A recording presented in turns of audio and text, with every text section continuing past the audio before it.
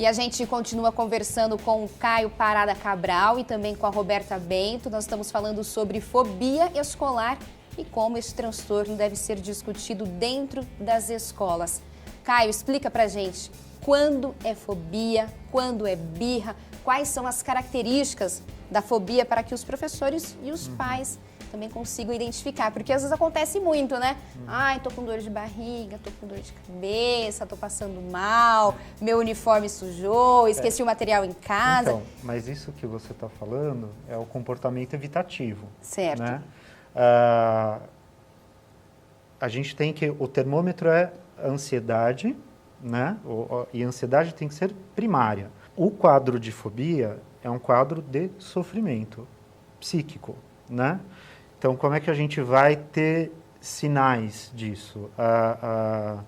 Quando a criança, perto do horário de ir para a escola, quando está chegando, ou mesmo em frente à região, né, de onde fica a escola, ela começa a chorar, ela fica muito agitada, ela fica muito quieta, ela pode ter outros comportamentos, inclusive de micção, dor de barriga, como uma fobia de avião, por exemplo, né? Certo.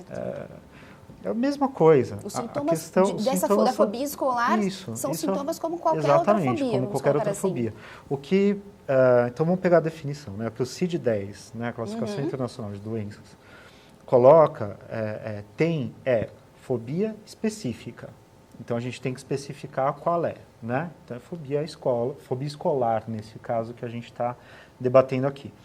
A birra, ela não apresenta esse quadro de ansiedade primária. Então, por exemplo, tem situações em que a criança passa por essa ansiedade, mas chega na escola, ela fica numa boa, ela vai, brinca com os colegas, ela tem amigos, etc. e tal. Então, isso não é um caso fóbico. Então, tem alguma outra coisa aí, tá? A fobia, ela se mantém. Então, acho que até é uma diferença bem legal para colocar, porque a birra, ela nasce da questão do cérebro da criança não estar ainda totalmente formado, então a parte racional do cérebro ainda não está pronta, ele só lida com o emocional e acaba sendo uma arma para conquistar alguma coisa que ela quer. Então, é uma reação forte, intensa. A medida dessa intensidade vai sempre depender de como a família reage à birra, então, e ela requer público, porque uma criança não faz birra se ela não tiver público. Sim. Então, até para o professor entender, aquela criança que depois que a mãe vai embora, ela se integra com o amiguinho e vai brincar, ela estava fazendo birra. Porque acabou, não tem para quem fazer o espetáculo, não tem ninguém que esteja se comovendo com aquilo, então perde o sentido, aí ela para. Uma criança é birrenta. Isso. Quando a criança é birrenta, ela é birrenta para tudo, até para ir à escola. É a escola, então não é que precisa resolver a questão dela, da birra, para não ir à escola, mas sim ensiná-la a lidar com situações de frustração ou coisas que ela não queira de uma maneira diferente. O uso que a gente faz, né, do termo birra, é muito associado, pelo menos na minha interpretação, com maldade, com uma intenção ruim, né? E é importante ressaltar que nem sempre é assim. É uma estratégia de sobrevivência, Isso, quase, até porque, né, ela não tem ainda a parte racional, isso. É assim que eu sobrevivo, né? Faz sentido ali, tem um sentido ali. Isso, né? Se isso vai ser reforçado então ou não. Então a gente precisa mudar, nós precisamos mudar esse sentido. Tá? Então não é que, é birra, então não vamos dar atenção para isso, né? Não é sofrimento. Certo. Não, também é sofrimento. Se ela está recorrendo àquela estratégia é porque ela não tem outra melhor. Nem toda adaptação é boa, né? Então, às vezes, a criança, o fato dela ficar não o adulto mesmo, bom. escolhe uma estratégia para se adaptar e ela não é funcional.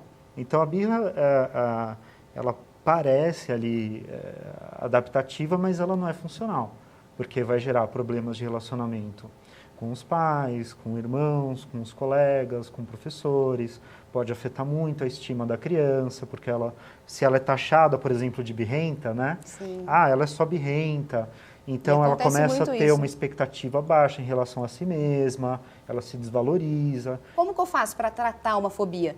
Como que o professor e o pai vai identificar isso? Você disse que realmente tem aquela ansiedade, aquela agitação, aquela coisa de fobia mesmo, do medo. A fobia é isso, né? A gente tem medo de algo. Se for fobia, aí a importância de um bom diagnóstico, né?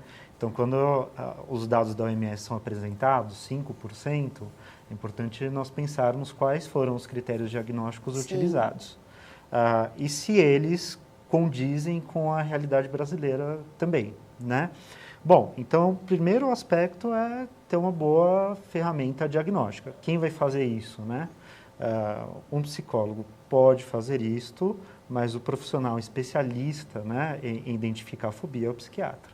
Né? Então, teria que ser um psiquiatra infantil para identificar se é um quadro.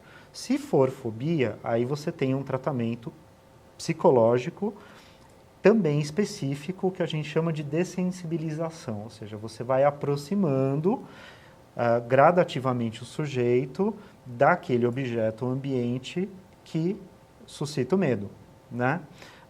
No caso da chamada birra, né, desse comportamento evasivo, aí você pode ter um tratamento combinado, né?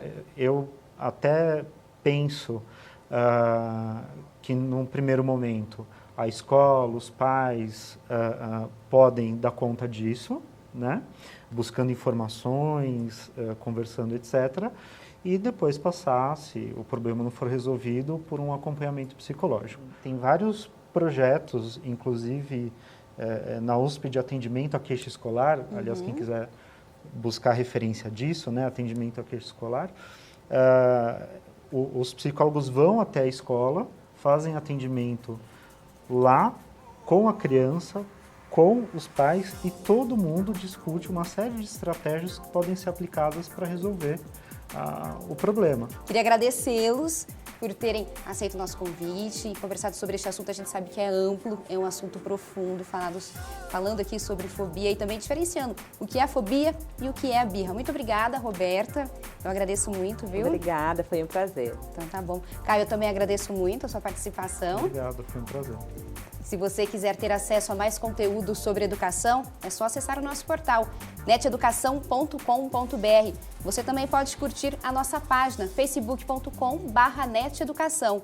Nós também estamos no Twitter e você também pode se inscrever no nosso canal no YouTube.